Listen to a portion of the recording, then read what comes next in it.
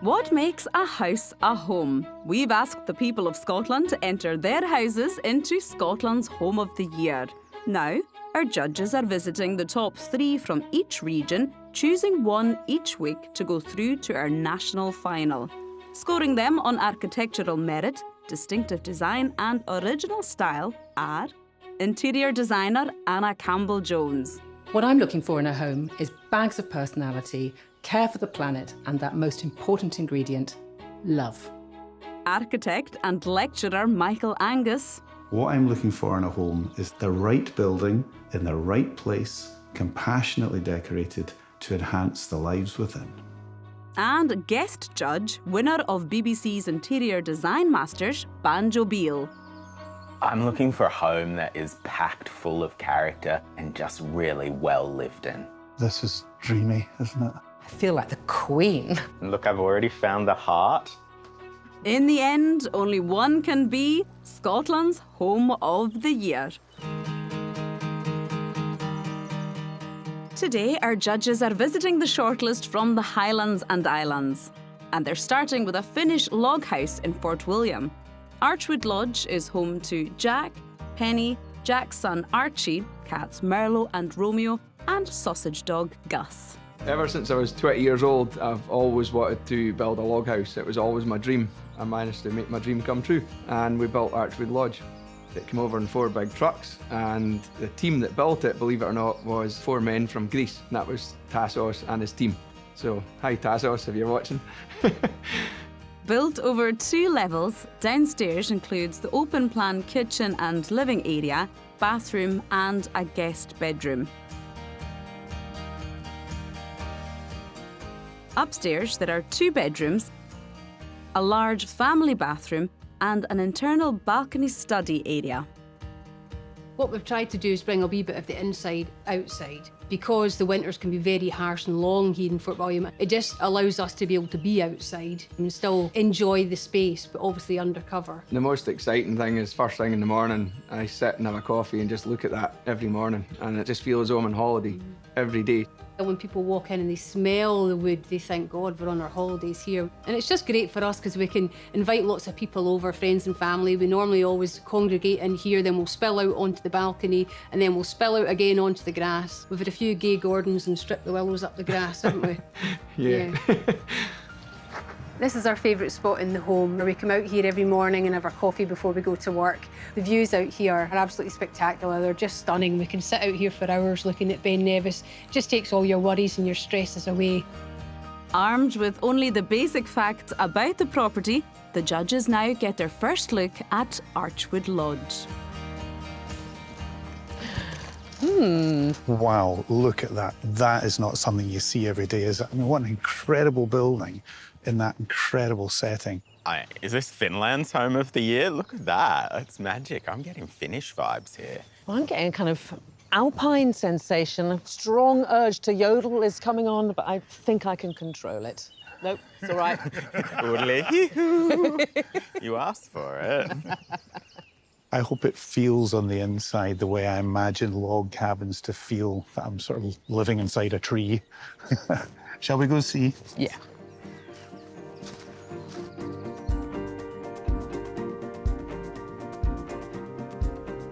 It's a timber wonderland, isn't it? You can actually smell it. It's beautiful. Kind of smells expensive, but that might have something to do with the price of timber now. I just love this thing, that's seeing it's all put together, and just the way all the individual pieces of timber are so neatly jointed. Everyone's so well considered. I mean, I would look at some of their choices. That is an intergalactic fish tank, and that looks like a couple of woolly mammoth cushions right there. So there's some quirky kind of decor choices going on here, so it's not like just a log cabin. It's quite a surprising choice, but I think a good one to have this very smooth, almost white floor. It really bounces the light around because they are kind of stuck with the ceiling and the walls being this colour, this very strong, impactful tone of the pine. So it's going to be interesting to see how they imprint their character onto this building, which has already got so much.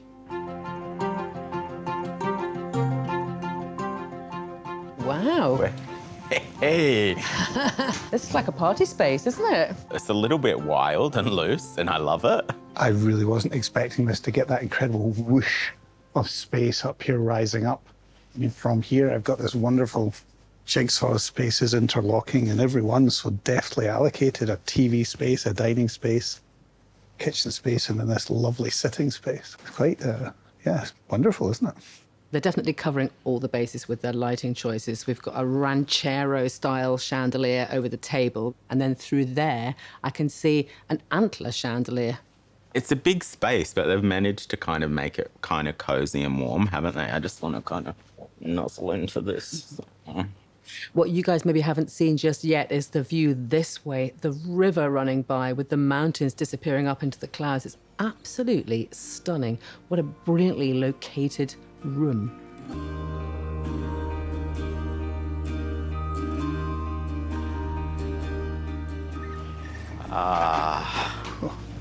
The heart.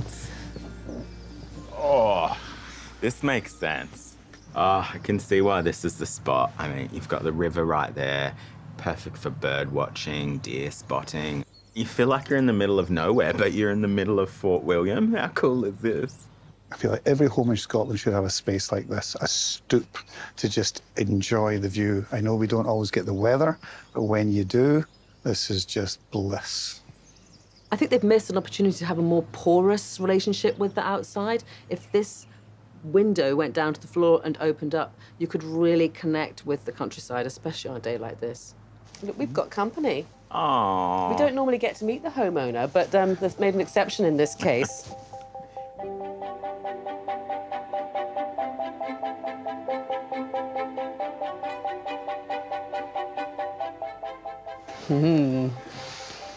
I feel like I'm in a tree house. Yeah. It feels like I'm in a sauna, but it doesn't feel too stuffy. I think it's really well ventilated. I mean, that's the wonderful benefit of this construction technology. This building will keep you warm in the winter, but it allows you to feel cool in the summer. It's a wonderful, sustainable way to build. I think if it were me, I would put the bed on the other wall. I feel like there'd be a danger if you woke up with a start in the middle of the night of like dunk, banging your head on that sloping ceiling there. It's so frilly and furry, isn't it? And lots of feminine touches with the macrame and the flowers. And that's in a really masculine home. So to bring that feminine touch in here was probably needed. After touring the home, the judges will now rate Archwood Lodge. Anna's mark will be held back until the judges have seen all 3 homes, when their combined scores will be revealed. I think this house is wild in all senses of the word. I think the material, the location, their choice in decor, it's a wild house. But I love that the owners have just gone for it. And for me, I think that should be celebrated because we don't need to live in a house that's on trend or has to kind of reflect the environment that it's in. It has to be a house for you, and they've made it their own. I'm going to give this home a 9. When I first arrived at this home, I already felt as if we were on familiar terms. In the same way I felt as if the home was on familiar terms with its landscape. It's the timber. The timber just makes you feel so connected. Beautiful to see the range of spaces in this building and how all those spaces continually seem to reference back to where this building came from. There was trees outside, trees inside, just a wonderful tree experience all around. I'm going to give this home a 10.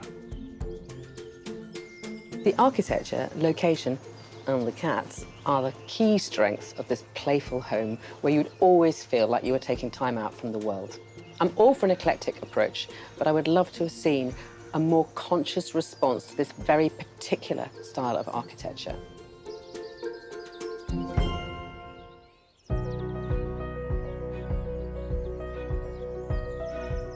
Next in line for the judges is a self-build in Skye. Achachork is home to Muriel, John and their 3 terriers, Georgie, Mixie and Tilly.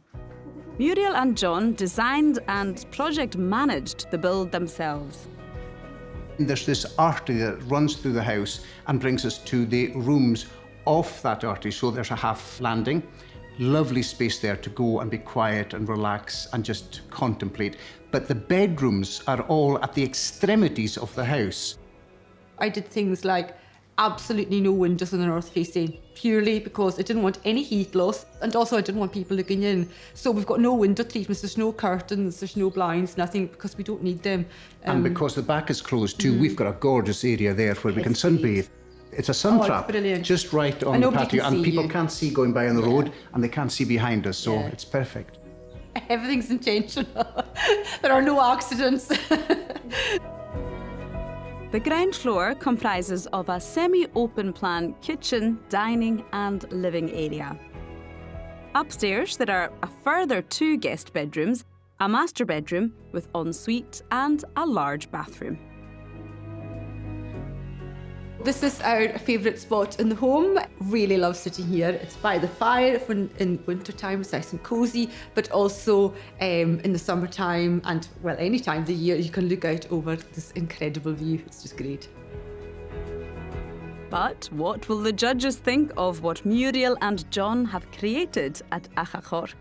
Okay, well, I mean, it's all about that. I mean, not you, the view, but the thing I'm thinking is, where is the front door? What's going on there? I really admire these buildings. I just think they're so resolute. You know, they just position themselves and they say, I will not be moved. This is my place in the world. It's really a house-shaped house, isn't it? With its slate roof and its rendered walls. Kind of like, I'm here, get used to it. So let's go. Oh, look at that. Such a welcoming home, isn't it? We've just come all the way from the front door into this lovely room. And then the whole drama plays out in that fantastic resolution to that window right there. Isn't that just a perfect composition? I live in a house like this on Mull, and I mean, I've got lots more stuff. So I'm feeling this is like a little bit stark and white. I actually really like it. I mean, it's incredibly starkly monochrome. You know me, I'm the colour queen, but I'm really liking this. I mean, maybe they're leaning into that minimalist, Scandi kind of vibe because they've literally got it written on the wall there. So I'll reserve judgment because I do see a kind of a little bit more going on through there. So I'm excited to get into that room.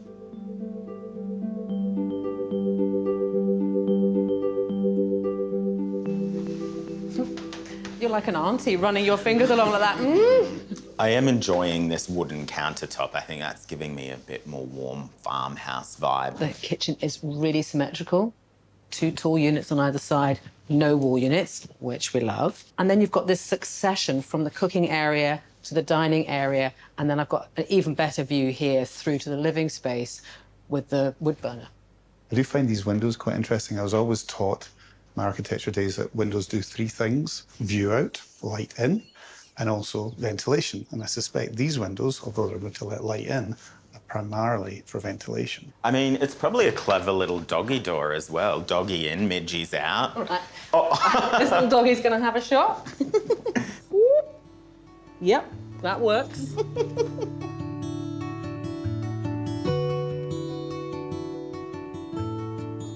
There's the heart.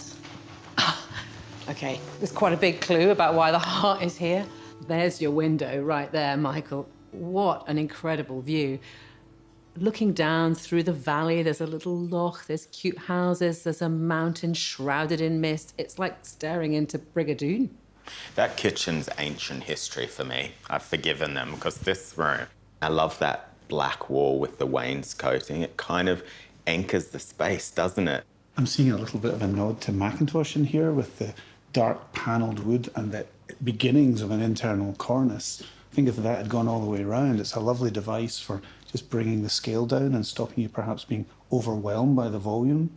I love this inky blue Chesterfield, the Buclé cushion, and that trunk is magic. I think it's a really chic interior. There are a number, again, of very carefully chosen pieces and accessories in this room. Quite a pared back colour scheme, but it feels warm, it feels characterful. Well, I love how the TV isn't the main event in this room because, I mean, that is the greatest show on earth. I could just sit here all day and watch that. It's nice, isn't it? It feels natural. Ooh.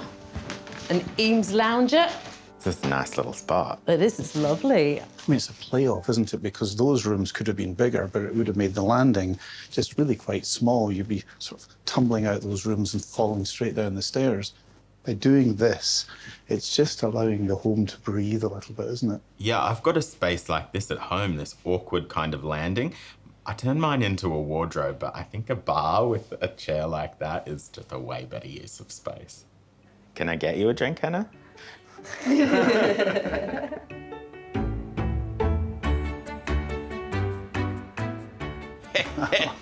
That is a high bed. I don't think it's a bed. I think this is just one enormous pillow. It's very tempting to dive, isn't it? Oh, that's a dive number. I mean, they know how to make a bed. You know, when I was growing up, I was always told you never, ever position a bed underneath a window.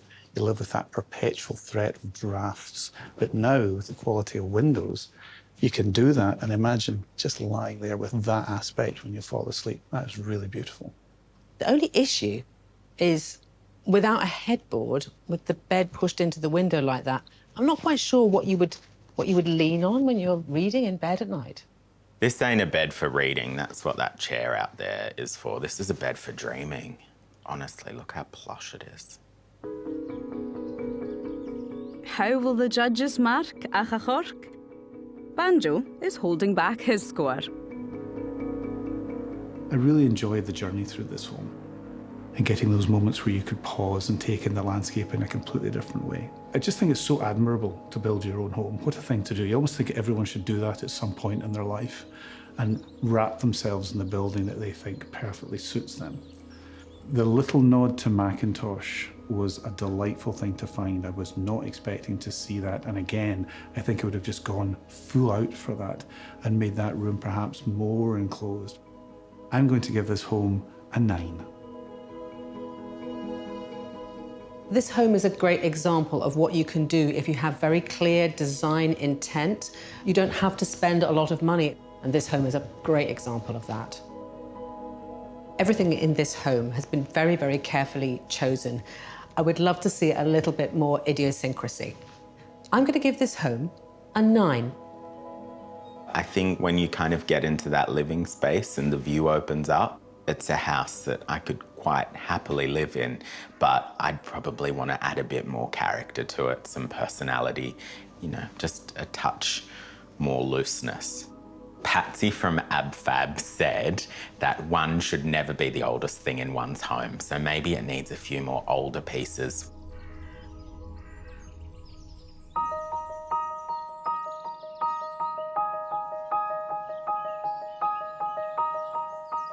The final home in the Highlands and Islands is an historic croft house, also in Skye.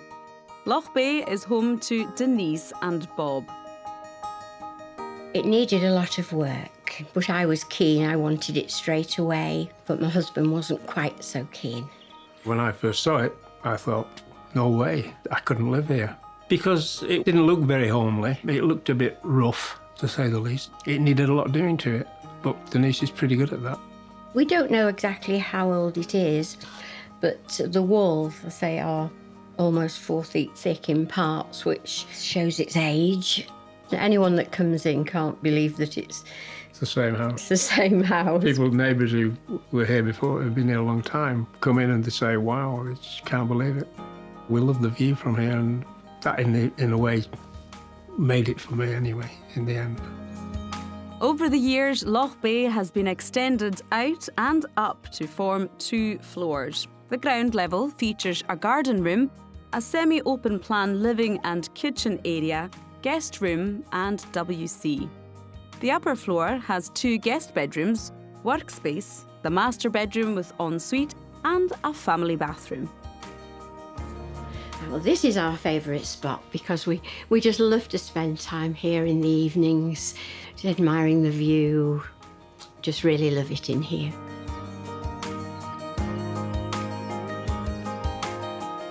So, what will the judges think of Loch Bay? This is promising. I'm loving all the textures. I mean, this curved wall, the blackened timber, the stone. I mean, that gorse door as well, that's magic, and not a better combination than black and yellow in my books. This black stained timber extension's really intriguing. I can see through it to the other side where there's water, but over the top, I can see the tops of hills. I mean, they've not been too polite about how they're going to build the extension, are they? It's essentially coming straight out the front of the face of the building. I really rather like that way of dealing with an extension. You don't have to be so precious to the original. Nice to see black getting a bit of a shout out, don't you think? Shall we get you in there? Yeah, I think Okay. so.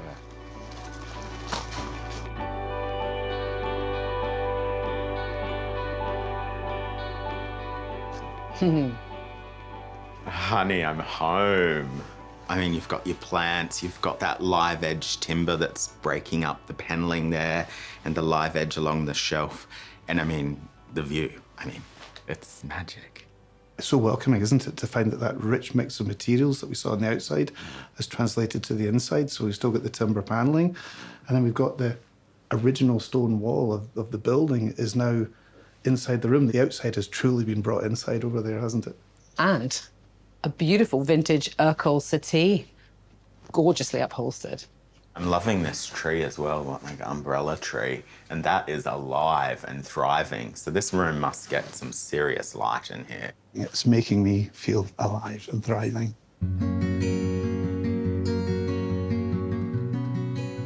This is dreamy, isn't it? What a calming space. Even the swallows look relaxed.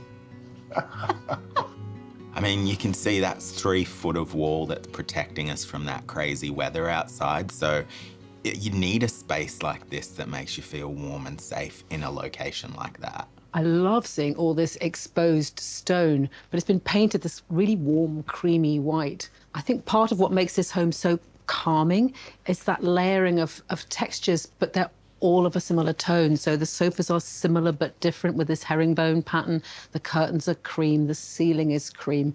It just creates a really beautiful backdrop for all this contemporary art. It is a beautiful, cosy cave, isn't it? This is a home you wouldn't get much stuff done in, I feel. Right, I'm not moving. Okay, I'll make you a cup of tea.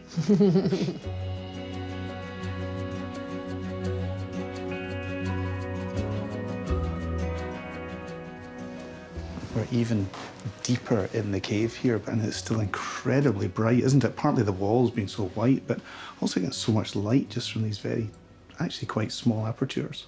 It's amazing that this is actually really part of the same space as the living room. It feels so different. I mean, it's a kind of really well-flowing kind of chef's kitchen, isn't it? And look, I've already found the heart. I mean, it would be rude not to. I mean, this whole home feels like a little warm cookie, doesn't it? I'm having such a nostalgic moment with these handles. I grew up with these. I still remember as a kid as the way of opening a drawer. It was such a nice way to open a drawer, just by tucking your fingers in underneath like that.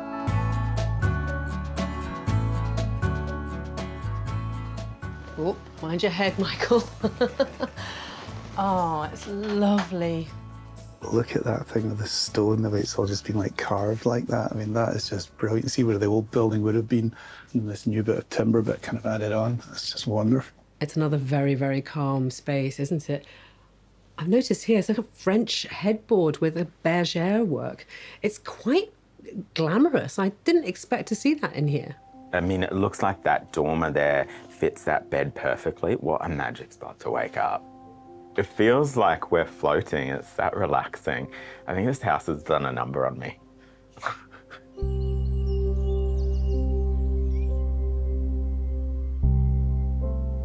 Well, I've found the heart.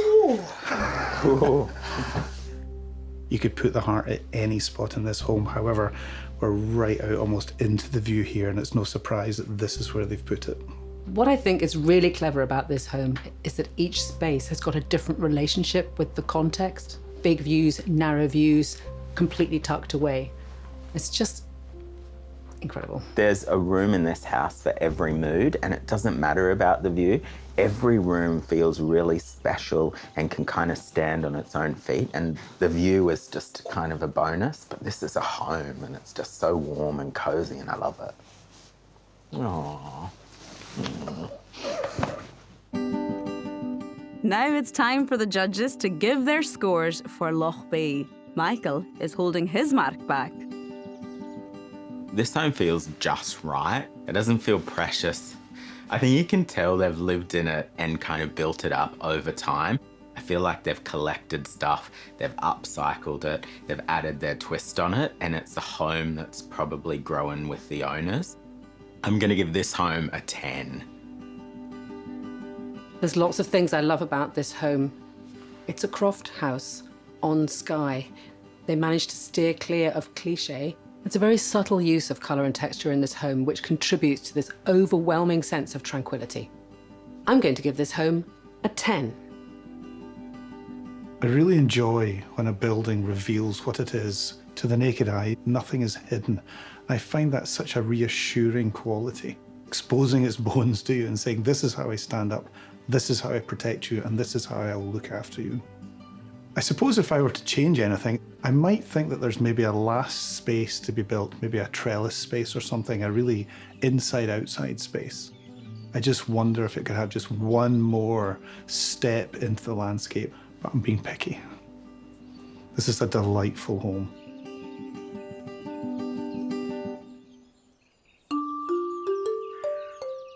Now that the judges have seen all 3 homes, the final scores can be revealed. First, it was Archwood Lodge in Fort William. This Swiss chalet fantasy nestled at the foot of Ben Nevis. Oh, Banjo, you gave it a 9. And Michael gave it a 10. Wow. Yep. I thought it was really interesting, really quirky building, and actually the right kind of building for this location. I felt that the homeowners could have been more consistent with the way that they decorated the interior. So I gave Archwood Lodge a 7. That gives Archwood Lodge 26. It's a good score. Yes, it is. Next up was Achachorc in Skye. This sturdy white building set in the most incredible location on Skye. I gave it a 9. And Michael, you also gave it a 9. So Banjo, what did you think? Well, minimal interiors, but for me, it was all about the location and that window in the living room, framing the view. It was pretty beautiful. So for that reason, I gave it a 9. Wow. Great minds, huh? Yeah, I love it when we all agree. So Achachorc gets 27. Excellent score. And finally, Loch Bay, also in Skye. So Loch Bay, this ingeniously, quirkily extended croft house. I gave it a 10. And Banjo, you gave it a 10 too. Michael. Well, I suppose I wouldn't be known for being a lover of the rustic charm of a building, but I must say I thought this was an absolutely delightful home. I love the way it had been extended. I love the lifestyle. I thought if I had to live in a cave, that would be the cave I would live in. So I also gave it a 10.